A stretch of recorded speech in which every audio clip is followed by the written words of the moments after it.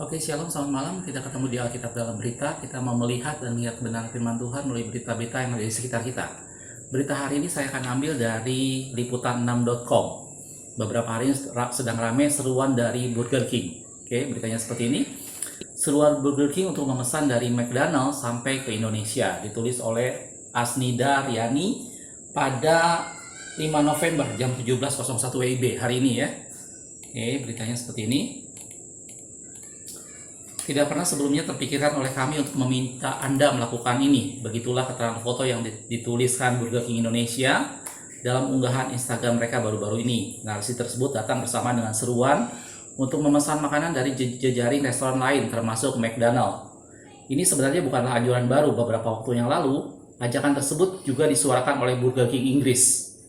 Hanya saja daftar nama tempat makan dimodifikasi.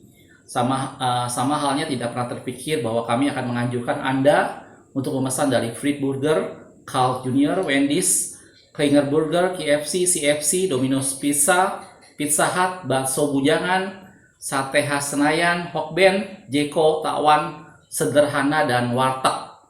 Sambung pihaknya. Terus lanjutannya, anjuran untuk memesan makanan juga ditujukan untuk para gerai independen lainnya. Terlalu banyak untuk disebutkan satu persatu dari restoran cepat saji ataupun tidak imbuhnya. Permintaan tak terduga ini dilakukan karena banyak pengusaha makanan dengan ribuan karyawan yang membutuhkan pertolongan publik. Apalagi pandemi masih belum diketahui akan berlangsung sampai kapan. Jika Anda ingin membantu, tetap manjakan diri Anda dengan makanan lezat melalui pesan antar, take away, drive-thru. Nikmati Whopper. Whopper ini adalah salah satu menu di Burger King. Merupakan pilihan terbaik. Namun memesan Big Mac, itu menu makanan di McDonald, juga tidak ada salahnya tutup anjuran tersebut. Terus kata pelaku usaha kuliner, menurut Hendra Yuniarto, General Manager Marketing KFC Indonesia, pihaknya sangat terkesan dan gembira menanggapi inisiasi ajakan Burger King Indonesia. Hal senada juga disuarakan oleh Sayudi, pengusaha warteg di bawah 3 merek, yaitu Karisma Bahari, Mamoka Bahari, dan Subsidi Bahari. Penting karena memang kami dibilang satu kesamaan bisnis di bidang kuliner yang sangat peka dampak. Dengan adanya gandeng tangan pengusaha makanan, kita bisa kasih solusi menghadapi masa pandemi, katanya lewat pesan pada liputan6.com hari Kamis. Hendra mendapatkan saat ini perusahaan memang sedang mengalami hal yang sama, saling mendukung dan memberi layanan dan juga produk yang baik, dan ujungnya memberikan pilihan di tangan customer, tuturnya melalui pesan. Juga stimulus KFC Indonesia memberi menu dengan harga terjangkau dan terus melakukan inovasi produk. Pihaknya juga berkomitmen memberikan layanan yang ramah dan menyediakan produk sesuai standar. Sedangkan promosi masih menjadi roda penggerak menurut Sayudi. Gratis es teh manis bagi pengemudi ojol, juga program-program Jumat Berkah yang makan sekenyang-kenyangnya 10.000 dari pukul 11 sampai 14 tandasnya. Ini babak belur karena pandemi. Tidak hanya gerai makanan kecil, para pemain besar termasuk jaringan restoran cepat saji dunia seperti Burger King dan McDonald pun jatuh bangun menambal dampak pandemi. Mengutip laman People hari Kamis, McDonald memutuskan menutup ratusan gerai di seluruh Amerika Serikat. Penutupan permanen per akhir Juli 2020 tersebut diambil ketika McDonald melaporkan laba kuartal terendah dalam 13 tahun, menurut Financial Times. Sedangkan laba bersih McDonald turun 68% menjadi 483,8 juta dolar Amerika. Fast Food Indonesia Tbk, FAST, juga pemegang lisensi restoran cepat saji KFC di Indonesia, mengambil langkah serupa.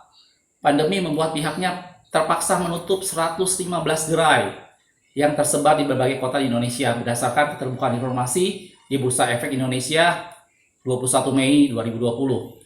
Sementara yang lain harus beradaptasi demi mendapatkan pemasukan. Beberapa gerai seperti Pizza Hut dan Takwan beberapa waktu lalu kedapatan turun ke jalan untuk menawarkan produk-produk mereka pada pelanggan. Menurut peneliti Indef, Bima Yudhistira, fenomena waralaba besar turun kelas mengindikasikan tekanan penjualan yang begitu besar. Tanpa langkah ekstrim, perusahaan bisa terancam pilot alias tutup permanen. Nah, ini satu berita yang menarik bagaimana beberapa lama ini, mungkin dari 2 hari terakhir ini, kita baca bagaimana Burger King memberi anjuran di Instagram untuk pelanggannya membeli juga dari McDonald, karena dia melihat bahwa McDonald salah satu perusahaan yang terefek terkena dampak yang sangat besar. Dan dengan sangat berjiwa besar, Burger King melakukan itu untuk pelanggan-pelanggannya, gitu ya. Di sini saya ingin melihat ada dua hal yang menarik yang bisa kita petik pelajaran di dalamnya. Yang pertama adalah tentang satu bentuk kompetisi atau persaingan. Di salah satu video saya pernah membahas mengenai persaingan atau kompetisi itu sesuatu hal yang baik, di mana persaingan itu membuat si produsen akan semakin meningkatkan diri, memberikan layanan, dan dampaknya buat konsumen adalah dia semakin banyak mendapat pilihan. Tetapi dari artikel yang barusan kita baca, kita juga bisa melihat bahwa persaingan atau kompetisi itu harus dilakukan dengan cara yang sehat, dilakukan dengan cara yang konstruktif, tidak dengan mendepak atau menjatuhkan salah satu lawannya, tetapi mereka berkompetisi secara sehat. Dan itulah yang kita harus pelajari dalam gereja Tuhan. Gereja Tuhan atau umat Tuhan, kita tidak boleh alergi dengan kata persaingan, seperti salah satu video yang pernah saya buat. Tetapi kita melakukan itu semua dengan cara-cara yang konstruktif, dengan cara-cara yang sehat. Kalau kita lihat dalam firman Tuhan dalam Roma 14 ayat 19 dikatakan seperti ini. Sebab itu marilah kita mengejar apa yang mendatangkan damai sejahtera dan yang berguna untuk saling membangun. Persaingan atau kompetisi itu sehat. Itu dilakukan apabila kita melakukannya dengan saling membangun, dengan saling berpegangan satu dengan yang lainnya, dengan saling mendukung satu dengan yang lainnya. Dan dari sanalah tercipta sebuah persaingan, sebuah kompetisi yang sehat. Gitu. Burger King memang melihat McDonald adalah kompetitor yang sangat kuat. Tetapi dalam kondisi seperti ini, maka dia bertindak sebagai seorang sahabat yang mendukung McDonald supaya tetap survive. Gitu. Dan pada gereja Tuhan, kita boleh melakukan persaingan, kompetisi itu sesuatu hal yang baik, tetapi jangan lupa, itu semua harus dilakukan dengan cara yang konstruktif. Itu dilakukan dengan cara yang sehat, di mana kita saling mendukung satu dengan yang lainnya, saling menguatkan, saling memotivasi satu dengan yang lainnya. Dari sanalah persaingan yang sehat akan terbangun, di mana persaingan itu akan meningkatkan satu dengan yang lainnya. Gitu ya. Itu yang pertama yang saya ambil dari cerita Burger King ini. Dan hal yang kedua adalah Burger King mempunyai satu sikap di mana dia berbesar jiwa dengan cara menganjurkan pada konsumennya untuk beralih ke McDonald dengan semata-mata untuk menolong karyawan-karyawan di McDonald. Gitu. Dan saya lihat sikap itu adalah suatu kebesaran jiwa satu perusahaan Burger King di mana dia tidak takut kehilangan konsumennya. Dia tidak takut kehilangan penggemarnya karena dia percaya adalah bahwa produk yang dia sajikan, yang tadi salah satu contoh produknya adalah Whopper, dia percaya bahwa itu hal yang terbaik. Dia percaya bahwa produk itu adalah suatu burger yang terbaik, sehingga dia yakin kalaupun dia suruh konsumennya untuk mencoba Big Mac, dia yakin konsumennya nanti akan kembali lagi ke Burger King sebagai penikmat Whopper tadi. Itu adalah bentuk satu kebesaran jiwa di mana dia memberi kesempatan pada konsumennya untuk silahkan mencoba produk yang lain.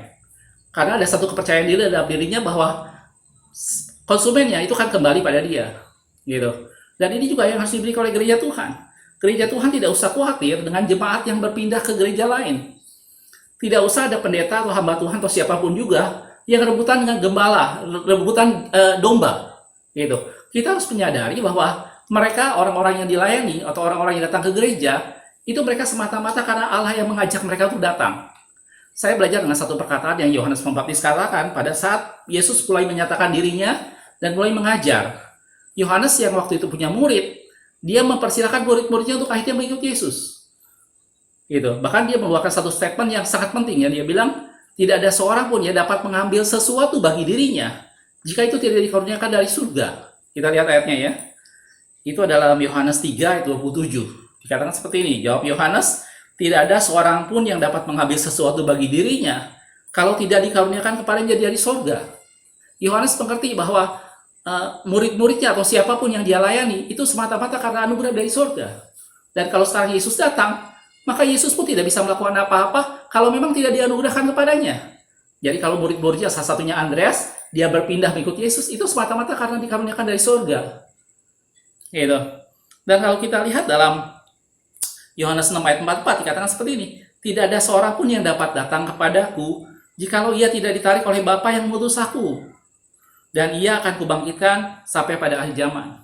Nah, ini perlu kebesaran jiwa untuk seorang pelayan Tuhan untuk melihat bahwa jemaat atau domba-domba yang dia layani itu semata-mata karena Tuhan yang narik.